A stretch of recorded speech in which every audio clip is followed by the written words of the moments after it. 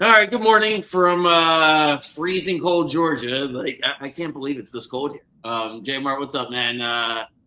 Oh boy, it's been a hell of a weekend. Been a hell of a.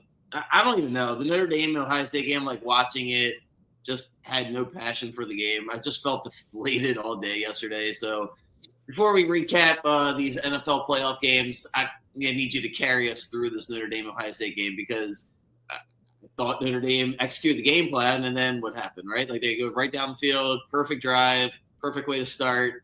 I feel like if you told people that that's how the game was going to start, it would be like, all right, Notre Dame's probably going to win this thing, and then it just stalled out. So, what was your perspective? Start with like the first half and why Notre Dame had the one drive, and then that was it. I think a big factor was Riley Leonard looked gassed the entire rest of the first half after running the ball 9 times on the first drive. And situations like that was how they're going to need to win that game. He looked really effective running the ball. It looked like that was going to kind of be the X factor. And it felt like he just didn't want to anymore. He felt like, he looked exhausted after the first drive. I don't think he ever really got it back. It impacted the passing game. The passing game really never opened up in that first half at all. And then it did kind of feel like they went off script a little bit. They didn't run the ball as much with Love.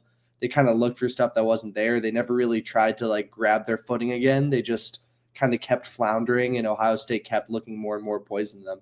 Yeah, it was almost like that first drive was like a final drive for them. Like they got that together, a couple fourth downs, everything was just nickel and dime, like the ultimate Notre Dame drive.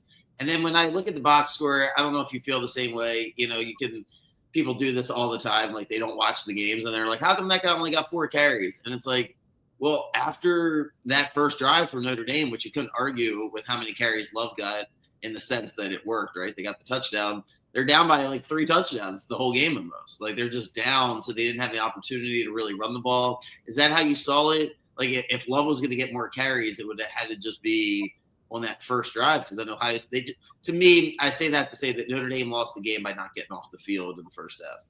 Yeah, no, I think that they got really tired that first drive. It kind of worked against their favor. It felt like Ohio State felt a lot fresher after that drive. And then yeah, I think they started looking for second down passes, which is this is an offense that runs the ball first and second down primarily. And I felt like they got behind the sticks incredibly easily. And I know there were penalties on the second drive that really hurt them, but once they got behind the sticks and Ohio State recognized that they looked lost there, Ohio State just kept trying to force them behind the sticks. And Notre Dame just kept trying to find a way to get ahead of it. They'd go nowhere on first down running the ball. They'd try and throw, and then they'd be in like a 3rd and 8. And then they're just a bad team in a 3rd and 8 situation. Whereas Ohio State on the other side, it felt like they could do anything. Like it felt like every play they called worked. It felt like every receiver they looked for was there. Will Howard ran all over them, which is the one thing I didn't expect to happen. I thought Notre Dame would have a kind of running quarterback kind of under lock. And it felt like they ran man a little too much. It felt like when they ran man, Ohio State knew exactly what to do against it. And yeah, the biggest one that stands out to me is that third down when they zero blitz, leave Jeremiah Smith open.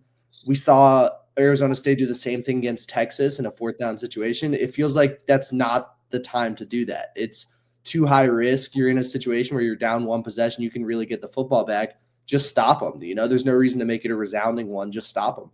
Yeah, that was that one not only clinched the game, but then set up the spread clincher. Like, there's very few times you have one play like that in a Super Bowl national championship game where everyone's got money on it, and it's really hard. Like, unless you did a teaser bet of some sort, that field goal affected everything. You either went from God, I hope if you had Notre Dame, you at least bet that game early in the week when it first came out, but most likely you didn't. Like, I don't know how many people got 11 and a half. I feel like it never got that high. Like, I don't know. I think it started off pretty high, maybe 9.5 or 10. I don't know if it ever got that high. So like that very well affected everybody. Like if you had Ohio State -8, you went from all right, we snuck out of here to I can't believe we just won the game. Like that is a heartbreaking loss from a betting standpoint. There's very few that could compete with that one just because of the slow dread of the field goal. Like it wasn't just like one play. It was like, oh fuck. Like now I know exactly what's going to happen. Ohio State's not even going to try to get a first down. They're just going to sit on this ball so they don't fumble it. Oh God, just brutal. Brutal. Unless you had Ohio State, in which case, good for you. But man, that was a tough one. No, and I completely forgot about the field goal attempt. They went for 4th and 9 at the goal line. Right. What was the Horrible. thought? I mean, in my opinion, you throw it up in the end zone and you hope he catches it or it's a PI. Like, there's no reason you don't gain anything from the kick. It's still a one possession game after that, and you're giving them the ball back for free. In better field, I don't get it. It's a bad situation. Their kicker has been good down the stretch, but historically the season hasn't been very good.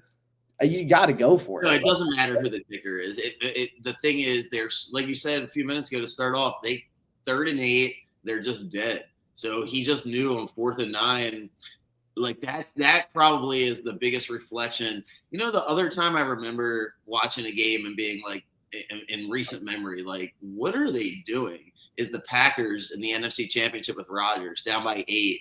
And they kick the field goal, like, yeah, we'll be down by 5, and then we'll stop Brady. It's like, stop Brady just for one first down? Like, he's going to get the fucking first down. Sure enough, he did. And this one just felt like, man, what you think you're going to score 3 times? Like, you're going to have to stop Ohio State. And we saw what happened. Like, they had no confidence that they could really stop them on 3rd and 11. Take me back to that play. Like, why? It's not 3rd and 5. Like, I get on a 3rd and 4, 3rd and 5. I remember Mahomes hit Watkins in that first Super Bowl on a beautiful 3rd down play where he got the ISO. Because, like, on a 3rd and 4, 3rd and 5, you want to jam the receiver, right? You don't want him to get that quick out or the quick slant. But it's fucking 3rd and 11. Like, I don't know why Notre Dame felt compelled to blitz like that. What do you think the thought process is? If they don't blitz, is Ohio State getting that 3rd and 11, you think?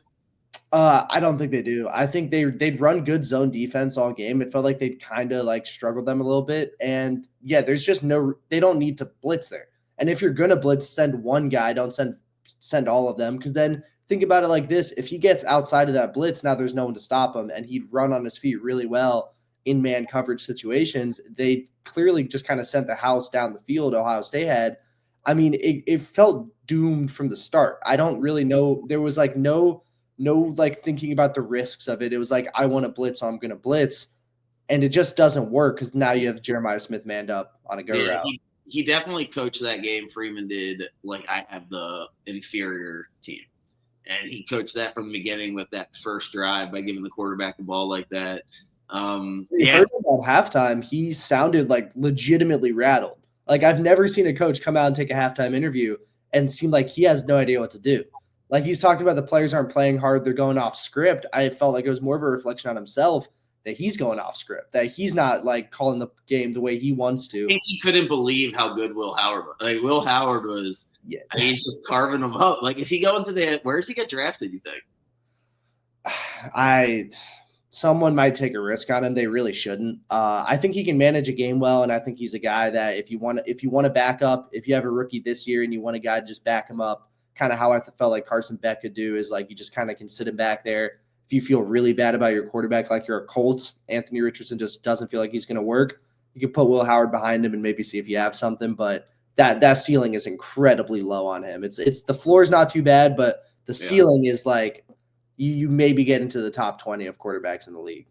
Yeah, depending on what type of locker room guy he is, and he can definitely collect checks for the next 15 years because he's got a nice resume now. If he's willing to be a backup, because that was, I mean, yeah, Ohio State dominated. They dominated Tennessee. They dominated Oregon. They let Texas hang around for a second. I still contest that if Henderson didn't get that personal foul and they went up 14-0, Texas was just cooked. We didn't get really a chance to recap that game too much. Quinn Ewers is going to the league. I don't know why he's going. Yeah, I don't see that. I see. I thought Beck should have gone. I thought Ewers should have stayed. He's got way more money waiting for him in college. Beck's gonna have a great year though. Like, there's very few places to be that you know. Athens, Georgia's nice, but go down to Miami just for 1 year with a nice little big price tag over your head for everybody to be like, wait, that guy's gonna get paid next year. Worked out for Cam Ward. I think it'll work out for Carson Beck. Just I don't know, to put a kind of bow on the season. It went from kind of unpredictable. We're gonna have this playoffs, like anything could happen to, Ohio State's probably been the best team ever since they've kicked off. They just had the one, I guess hiccup with Michigan, but the hiccup with Oregon doesn't even really count. That almost was like a win, right? Like, that was early in the year at Oregon, in a 50-50 game that they could have won if Howard would have gotten down. So Ohio State really was the best team. So for whatever that's worth, I guess the playoffs worked. Is that your takeaway? My only contest will be I think Georgia could have made a run with their quarterback with Beck. Outside of that, though, yeah, Ohio State was, and I think Georgia probably still would have lost to that Ohio State team. They would have tried to run man coverage, it wouldn't have worked. Yeah, Chip Kelly coached his ass off. It's kind of unfair to have a guy like him as an offensive coordinator Right. in 2025. But yeah, I think Ohio State was probably the best coach team, definitely the most talented team. Yeah, this is what money can get you. Yeah. There you go. So Ohio State wins. All right. So yesterday I did a few minutes on the Ravens, and then I consumed some media a little bit. I tried not to do too much because I felt like it was going to be somewhat predictable. But one thing that got me that I want to get your take on is I guess Chris Sims was leading the charge there on NBC, which I kind of like Chris Sims, which it's probably not like a popular opinion, especially now after what he did yesterday. But he essentially wanted to not give Mark Andrews a free pass, but he didn't like the throw that Lamar made.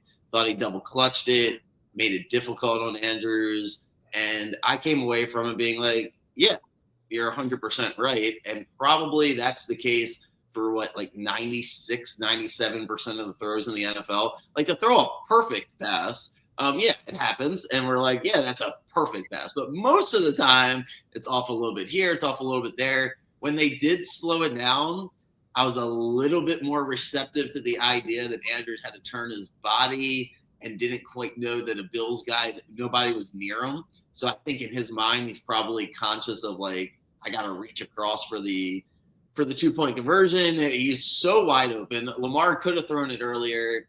I'm curious what your take is on that.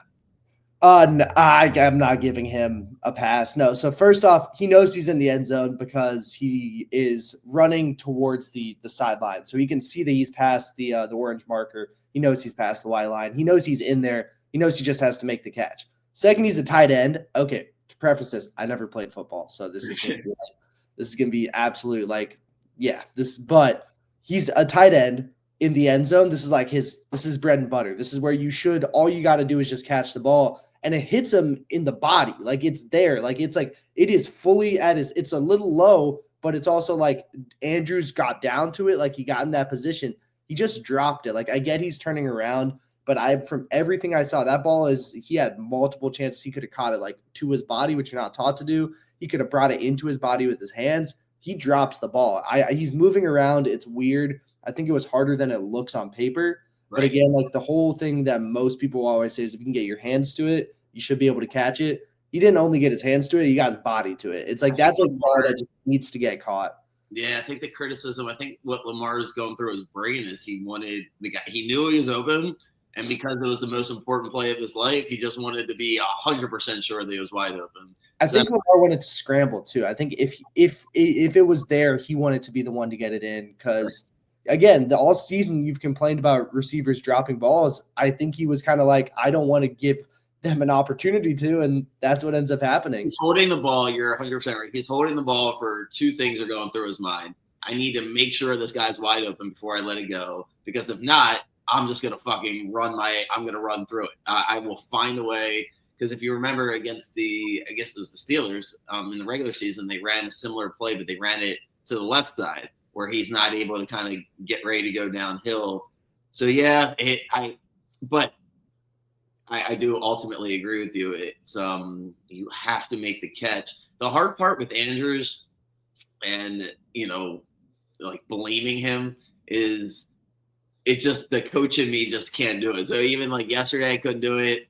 And this morning I can't do it. Like it's very difficult for me to be mad at somebody for doing something that like wasn't a mental error or wasn't a lack of trying your absolute best.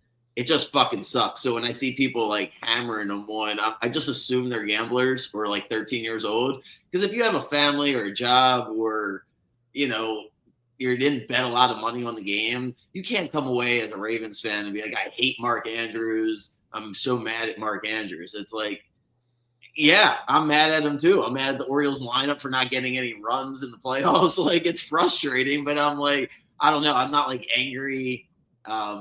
Yeah, mad's like the wrong word. So I, I don't know. It was a stinker. Like he fumbled earlier in the game, doing way Right. too much for like 3 yards. It was a bad game. He just was trying to do too much most of the game. He dropped a couple balls too, I think, outside of that original one. I don't know if they go down as drops, but I watched him just go off his No, hands.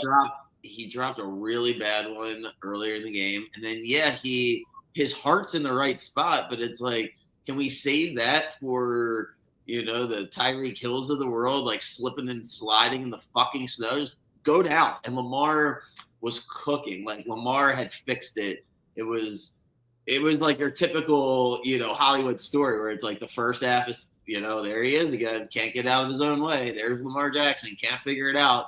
And then boom, perfect second half. I don't even know if he could have done anything better. They would have scored on that drive. Andrews was wide open. Likely's wide open. Guys are just wide open. And the other thing, people that just can look at the box score are going to see the 2 turnovers from Lamar. For anyone, the interception was horrible. Like I watched it. It was an awful interception. It didn't lead to anything. It immediately went to a punt. If you're going to hold that against him, you're just looking for a reason to hold it against him. The fumble was bad. I'll admit that. I don't really know what he's trying to do there. He should, again, just go down. But, again, the interception, if you're really trying to hold that against him, you're just looking for a reason to hold something against him. But at the end of the day, I thought this was a game that come down to who just got the breaks to go their way. Buffalo got the breaks to go their way. They didn't turn the ball over. They looked really composed most of the time. I felt like the Ravens were doing a lot better later in the game because they kind of had to, but the Bills just felt like they controlled it. They played their football, and they did a really good job doing it too. Yeah, I will say a couple more things on the Ravens adjustments. Monken, to whatever Buffalo was doing schematically on the defensive line, obviously they won the first half, and then the Ravens won the second half. So that's a huge credit to the Ravens. They didn't run away from, no pun intended, but they gave Henry and Hill the ball plenty of times. There was nothing they could have done. People are so dumb. I swear, people must not watch these games because like they did no design runs for Lamar Jackson. I was like, all right, well, what play didn't work for the Ravens that you're like, yeah, that was the time to do the design run?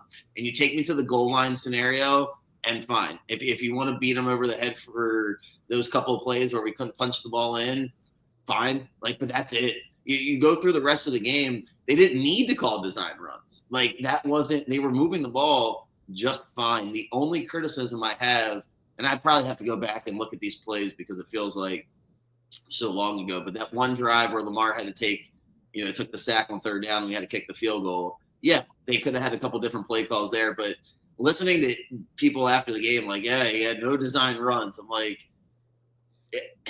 That's a gambler's mind for sure. That's just like you wanted him to run the ball more for your parlay, but like again, yeah, you're right. They didn't need to. I thought that going into half, maybe that was going to be the answer, but Monken stood to his guns and just went Henry, went that's Hill. what I'm saying. Henry and Hill were able to gash him in the second half. So like, I don't know what design runs you were looking for. It was on the one drive early in the game, and yeah, but the thing that was so frustrating about that is like then the Ravens defense did exactly what the Bills defense did in the first half by holding the Bills to that field goal to give the Ravens a chance to tie the game. What an incredible, like, it's just, the grit of the Ravens there. That probably goes, fucking Tony Romo's driving me insane. That's another story for another day. But he's like guaranteeing touchdowns as soon as the Bills get down there. And yeah, it almost feels like a guaranteed touchdown. So for the Ravens to hold him off there and hold him off in such a way that McDermott, they played scared. They played, hey, we got to kick the field goal here. They did the same thing in the first half. Like the Ravens are trying to get the ball back, and Buffalo's like, we're just going to run the clock out. We'll just take a field goal. That's fine. They get the bullshit pass interference. So, oh my God, you play that game. I know that sounds like sour grapes, but you play that game 100 times. That was the best. One thing that Romo said that I 100% agreed with was probably the most honest thing is to start the second half. He was like, yeah, if the roles were reversed right now, this game just be over. Because if Baltimore gets the lead like that, it's over with. So for us to come back, I don't know. I assume we just run it back next year. I haven't delved much into everybody that's not coming back, but I feel like the main 4, 5, 6 guys, the core of the team, should be back. Then we'll just do it again next year. But yeah, if you flip it on the other side and we kind of move forward with Buffalo, the one thing I'll give Buffalo credit is they basically played like the Chiefs. They said, hey, we won't turn the ball over and we won't beat ourselves. And we'll see if we can kind of get lucky at the end and pull it out. And they fucking did. And they never play like that. They always play reckless. Allen always throws one or two up in the air, and he just didn't do it. So give me your thoughts on Buffalo's game plan and what you liked and what you didn't like. Well, they did it against Denver, too. It was always like run, get it to like 3rd and 2, and then Allen's just going to sneak it in. And that's kind of all they need to do. And it was just rinse, repeat down the field, take all the clock off. The only thing I can guarantee for Chiefs Bills is it's not going to be a fun watch if you aren't a fan of either of those two teams, because it will just be really boring, ahead of the sticks football. No one wants to make the mistake. And yeah, it's going to be a lot of what we saw from the Bills the last 2 rounds and a little of what we saw from the Chiefs last time out. But yeah, I think the Bills are in a good position. Like if they play like this with Josh Allen, they can theoretically beat the Chiefs. It's just like it's really getting your team to believe they can do it. Like it's like I watch a lot of tennis. Novak Djokovic is one of those guys that like you as a player need to go out there and genuinely think you can beat him, because if he'll make a mistake, you'll get 2 sets on him, but then you won't believe that you're actually going to win that, and he's able to win the mental battle. The Chiefs are that good now where you're going to really have to convince everyone on that team that they actually have a chance at winning that game. Otherwise, the mental mistakes can't come. Like you'll see them. Yeah, I think the key is I don't know what.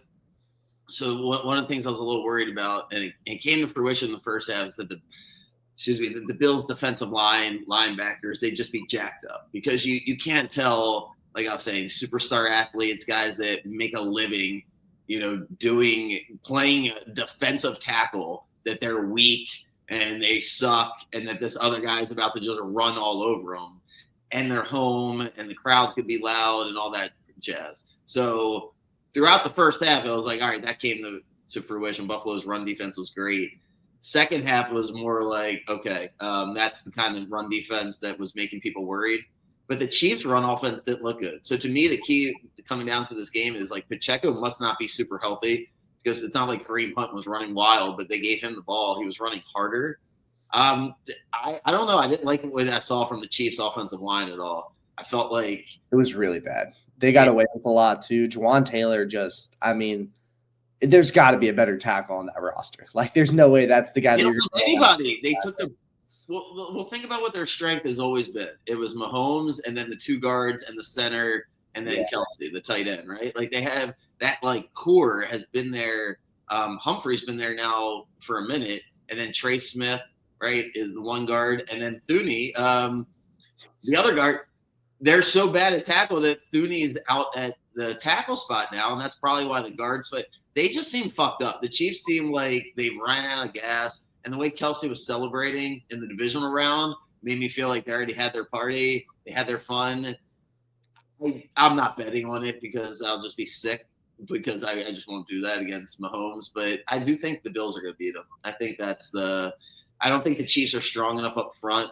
I know Houston's really good defensively, so that's part of like hedging my thoughts there. What do you think about Buffalo's defensive line? And was the first half more of an indication of what we'll see next week, or the second half against the Ravens? I think Andy Reid's gonna be able to scheme that line discrepancy out a lot, like he did in the Chiefs-Texans game. Like, yeah, Chiefs caught some breaks that definitely impacted the outcome of the game, but that's been all season. I think the big thing will always be like Travis Kelce's going to be there. He's going to play incredibly. It's just he always does. I don't expect the deep passes as much going into the Bills game. I think you're going to see him go back to more of that. He loves running those like 5-yard hitches and then just sitting there. I think that's going to be a big part of the game, because I think the Bills are going to try and get after Mahomes quick, and I think he's going to have to make those quick passes. He did a pretty good job of that against the Texans, and again, he's didn't turn the ball over, and that's going to be something you're going to see a lot of again against the Bills. It really comes down to, I think that side of the ball, we can kind of guarantee like 17 to 24 points. It's going to be like somewhere in that range, because the Chiefs like always score that much. It's, will Josh Allen be able to do more, or will he try and do too much, or will he just follow the game plan and do enough? Like it's going to be a tough game. It can legitimately go either way, and it could be a point win. It could be a 14-point win. Like it's really hard to gauge. I feel like I'd rather watch the highlights of it or the abbreviated version. I don't feel like sitting through this game and listening to Romo the whole time and just I'm follow it on my phone. I again, it's gonna be like they're gonna have like 8 drives all game, maybe like total. Like it's gonna be really boring, really long. If that's your thing, go for it. But like I think for the average fan, it won't be as fun as. well. That's kind of what I wanted to talk to you about outside, and then we'll get to the NFC Championship. But the NFL does something really well, which is they'll make rule changes super quick. As soon as they feel like the product on the field is not entertaining, they'll make a quick change. Like they do that fairly often. There's lots of different examples I can cite. I'm starting to think that the quarterback sneak has to just go. Like the only way you can do a quarterback sneak is if you start like 5 or 6 yards behind the line of scrimmage, because it's almost too effective now. And then when you factor in the sliding by Mahomes, there's like 2 ways to look at things, right? Which is, all right, I'm playing sports. You tell me the rules, and I'm going to try to win the game within the rules. If I get caught breaking the rules, you should reprimand me as a referee, however you need to do so, and then I'll just keep doing what I need to do. And so the league then has to step in and be like, whoa, wait a second. This is not entertaining. This is not fun. People are here to watch gladiators compete on the highest level. And we got these motherfuckers running full speed, ready to tackle. And then this guy is able to like slow down and then stop. So if you don't want to change that rule, which they'll never change, and allow these quarterbacks to actually get hit, then can we stop allowing who raise your hand if you want to watch a quarterback sneak? Like who wants to watch the tush push? Like no one wants to watch it. And then so I don't know. It's annoying. I respect when they drop back and then boom, they scramble. That's entertaining. That's fine, right? They drop back, then they run, great. And if they are going to get away with not being able to be hit and being able to slide at the last minute like that, okay, then don't allow them to just get piled up by everybody and move for 3 yards. Because I don't know, if I'm the Eagles and then we'll spring forward to the NFC Championship, or if I'm the Eagles more so than the Commanders because of the way Hurts is built, I don't know. I think I'm just running the tush push and hand up the middle to Barkley, and we'll just get 3-4 yards every play. If he breaks one, great. If not, like, why even fucking throw the ball? Like, why don't we just take football back to whenever, the 40s or 50s before the forward pass? It's embarrassing, and I can't stand it. And I know for a fact that we're going to see a lot of it this NFC Championship. So feel free to disagree with me if you want, but I just don't – I just can't stand it. I don't like it. So that's my new rule. 5 yards back or you can't sneak it. Dude, all I'll say is I really wanted Eagles Commanders to be entertaining. This game might be more boring than Bills Chiefs. Like this is the Eagles might just run. Yeah, you're right. They might throw the ball 10 times, like total. Like that might just be it. Because why throw more than that? Why take that risk when you have Saquon Barkley? Yeah. And if he gets 4 yards, they could push from 3rd and 4 and probably get it. Like it's like that's the kind of situation we're in. Everyone's playing. It's a game of inches now more than ever. People. It's almost like.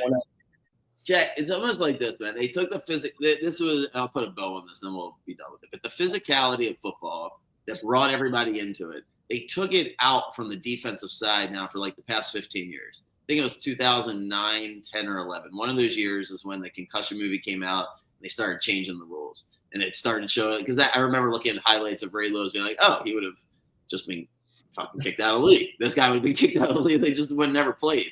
So for the past 14, 15 years, they've taken that element away from the defense. And now the offense is using it. They're like, we're just going to be physical. We're going to put our head down and we're going to push you as hard as we can and establish our physical identity. And I'm like, yeah, the defense has been trying to do that. So if you come across the middle, we're going to knock you the fuck out so you stop doing it. But if you take that away from the defense and you give it to the offense, yeah, we're going to watch a lot of runs up the middle. So if this is what the NFL wants, this is what we're going to get, because it's a lot of running.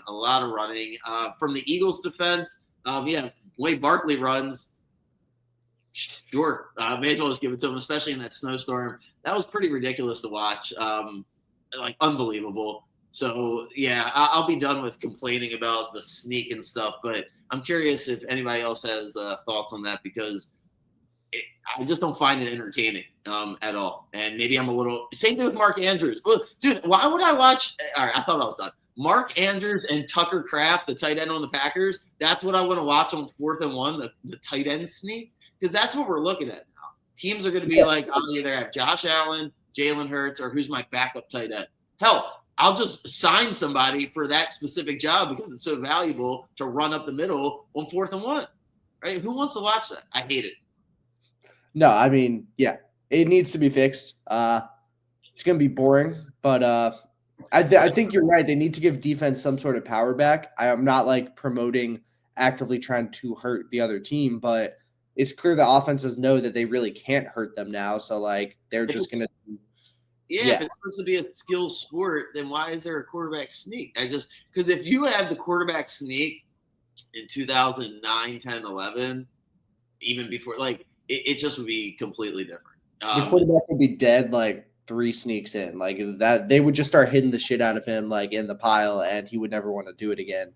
And the offensive lineman, I just don't understand if it's the safety of it. That looks like the least safe play in the history of football. There's a whole bunch of guys all in a pile together, banging their heads. But anyway, the Rams somehow covered. If you're watching that game, you were in for a treat. Like that was a ridiculous game. The Rams could not hold on to the ball. I mean, holy moly! Stafford, like he gave all the cliches or whatever the word is. From Georgia, then he played in the Dome, then he played in Southern California. All those things basically came true as he's like, wait, snow, cold, but the ball comes out of his hand. I thought when they got the safety against Hurts and it was, what did that make it, 16-15 or 15-14, something like that, whatever it was, one the game. I thought the Rams were going to win, and then I give the Eagles a lot of credit. Your boy Jalen Carter dominated that game. So what was your thoughts as the Eagles knock off the Rams? They're really good. Just they're a well-constructed team, and I think that there's some passing upside that hasn't even been like shown fully. That could be really valuable against either the Chiefs or the Bills, 2 teams that defend the run pretty well. And then they're defensively elite. Like they're losing corners left and right. Yep. That'll be kind of an issue. Like that will become a problem. Losing Quinyon Mitchell is massive. Like it's a really bad thing. He's out for sure, right? I think so. Regardless, even if he plays, I think it won't be 100%. And then the other guy that went out, that looked like Achilles or ACL. It was like a non-contact planting injury. You know, that's going to be bad for them. But the front 7 is still so elite. It's like 3 Georgia guys all just like playing incredible. I mean, the Commanders going to have a hard time moving the football. It will come down kind of to like Jaden Daniels passing. And that's a really weird situation. But like, I think Eagles just look poised for a Super Bowl run this year. It really feels like this is like kind of their real chance to win it. I will say though, Kyron Williams, there were some holes. The Rams were able to run. He ran well, for sure. Is that replicable? Because the Commanders were able to run against the Lions. It might be more a product of the cold than of like just like it being there. Like, I mean, Josh Jacobs was able to break some too, like that he got some big plays going on the ground, but for the most part was kind of like held down.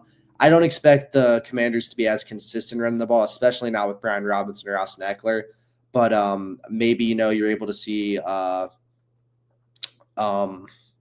Daniels kind of break one off.